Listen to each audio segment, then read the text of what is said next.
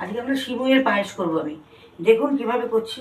সিমুইটাকে আমি প্রথমে একটু ঘি দিয়ে ভেজে নেব।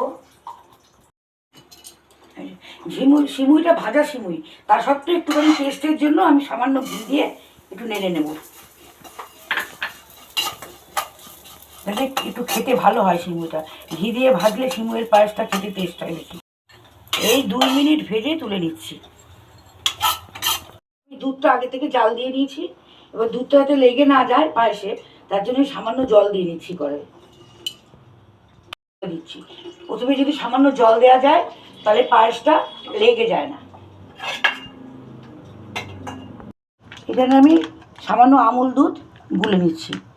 পায়েসের মধ্যে একটু আমুল দুধ দিলে পায়েসটা আরও বেশি খেতে ভালো লাগে। যেন আমি 1 প্যাকেট দুধ আমি এর মধ্যে গুলে নিচ্ছি। আমার জাল হয়ে গেছে।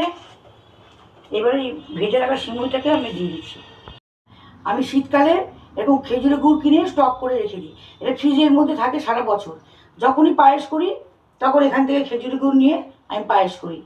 এই প্রত্যেকবারই আমি এরকম স্টক করে রাখি। এবার আমি গুলে রাখা আমুল দুধটাকে এর মধ্যে মিশিয়ে দিচ্ছি।